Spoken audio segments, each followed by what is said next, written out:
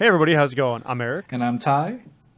We got another spoiler. Hell yeah, baby. And we're ShantottoCast. Woo! But yeah, let's do it. Thank you to Sarah. Thank you to Square Enix. Thank you to Hobby Japan for this opportunity once again. We do love our spoiler cards. And we have, well, I guess before we jump into this one, I just have one question, Eric. Uh-huh. Have you been eating your veggies? You know what? Yes, I have actually. I have a very balanced diet. Good. Because here's some extra veggies for you, but just to be safe. And here's our spoiler. Let's go. Oh, it's a good one. I like this one a lot. Is this two theater rhythm cards in a row for us? Was our last one? I'm pretty sure our last one was Shantotto. Let me double check. Shtola. Oh yeah, Yushtola. Yeah, yes. This is our second theater, and then even before that was Shantotto, I believe. Our Opus 21 we'll spoiler was was on that Shantotto. one. Anyway, Yeah. but I mean, which one of us is gonna read this fantastic card off? Because I like this one. I like this a lot. you go for it. Okay, cool. So we've got a 1-drop wind monster. Its name is the Mandragoras. Not multiplay. It's a named character. Job Mandragora. Title is Theater Rhythm and 12. The text reads, pay 1 wind and 2. Until the end of turn, the Mandragoras also become a forward with 5,000 power. And the ability, when the Mandragoras deals damage to a forward, break it.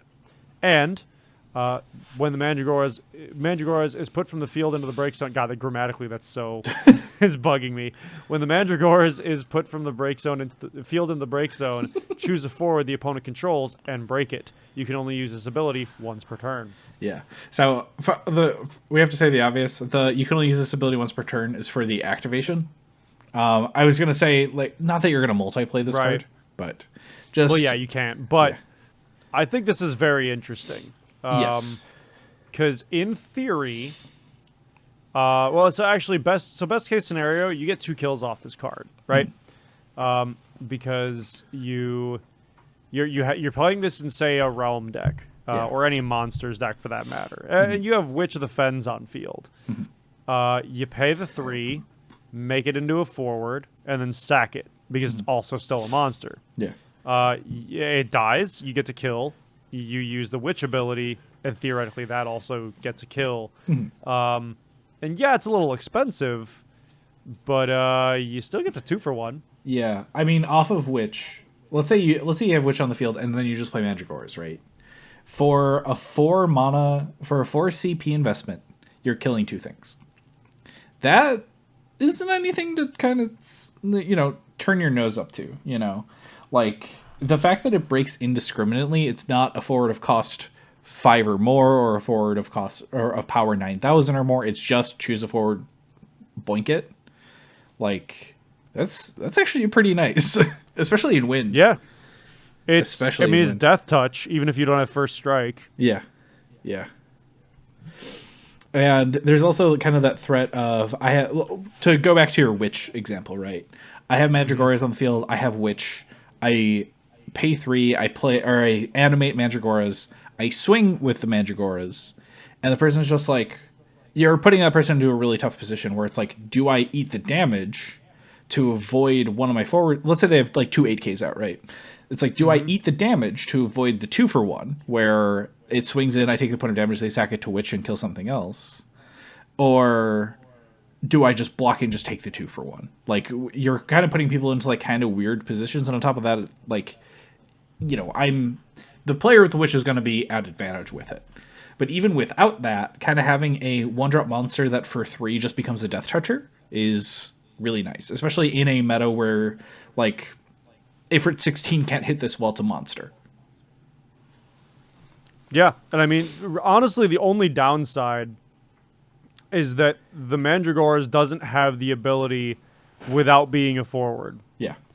Because could you imagine I mean, just paying 1 or like searching this off realm and then being like, all right, Witch to kill 2 things.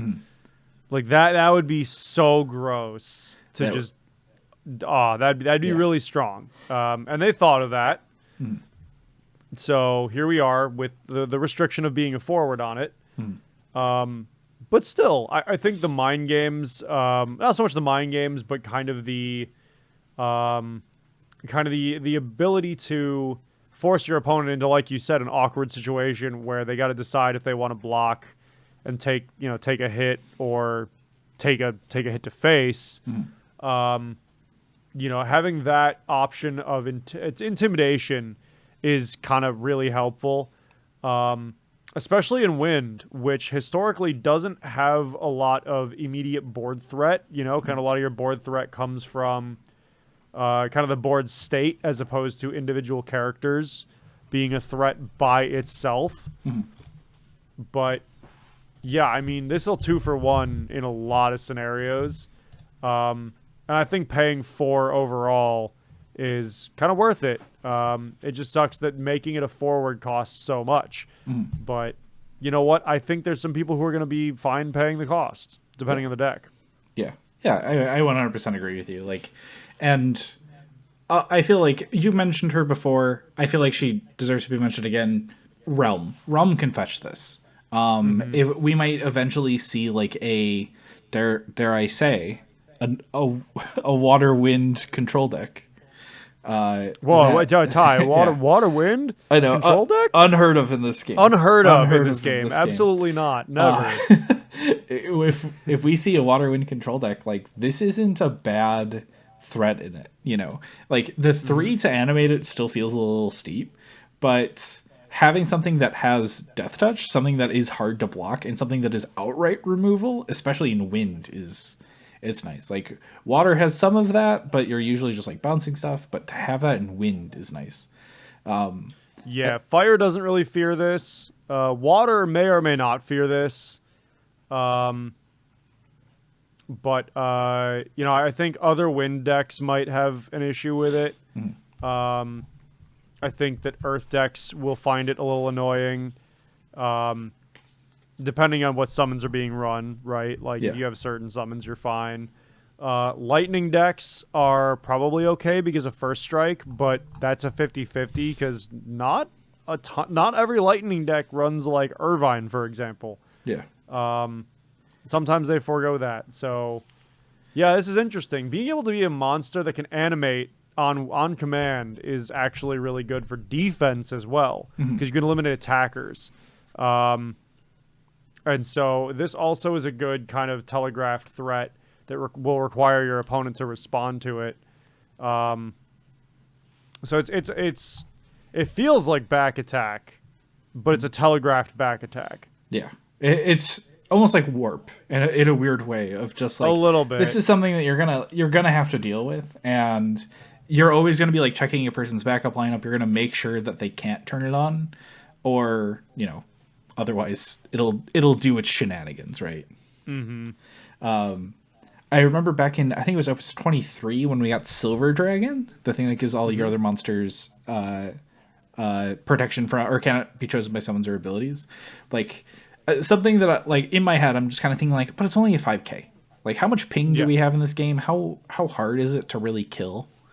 But Silver Dragon, giving it that layer of hexproof, there's a lot of things that you could play around with, and the fact that it's only a 1 mana investment, I like this card. And dare I say, I feel like I say this with every single card we get, pre-release staple, in my opinion. If you're in Wind, this card's going to be insane in pre-release. Yeah, kind of an auto-include. Yeah. But, I like this card. It's also slightly biased because it's Theorhythm. It's adorable. I love the Mandragoras. Oh, it's absolutely adorable. Yeah, also, 100%. As a big 14 fan, where Mandragoras are all over the place, I love these guys. I still need to finish up my island, or I need to update my island sanctuary. I'm talking exclusively to our Final Fantasy 14 fans right now, but I still need to upgrade my island sanctuary to get the rest of these as mounts. But I don't know. I love them. Chow Garden. Hush you. Well, I wish it. Hush. It's the island sanctuary. I still need to get it up because there's mounts associated with the Mandragoras, and I don't know. I just love them. They're adorable. Nice. Yeah. Well, anything else you want to say about this card? Any theory crafting you have for the moment? Not really. I all I can say is I would hate to trade an Ifrit into this. Yeah, honestly. Or Clive. True. Yeah. But that's technically, well, no, you know what? That's not what you have Brunhilde for, because that will kill, and then it'll die, and you'll be able to, you'll take an L off of that. So yeah, unless you just RFG it, this is gonna be a fun one to deal with. Yeah. I mean, even just like, they can't even Ifrit special it, because it's like, well, it's still killing Ifrit. Like, if you block, it kills Ifrit. If they special it kills Ifrit. Like, yeah. But yeah. Okay. That's all I got. That's my feelings on it. I like this. I think it's going to have somewhat niche and narrow, but useful application in some decks. And I'm excited to see what, if anything, the people come up with this one. Yeah. It's fun. I think it's a fun card. Yeah. Looking forward to using it in sealed. Yeah, for sure. Sealed and draft. This card's probably going to be a lot of fun in those colors, in definitely more restricted formats. But all right, well, I think we're good to cut it there. Yep. Thanks everyone for listening and watching, and hope you guys have a good one. Yep. See ya.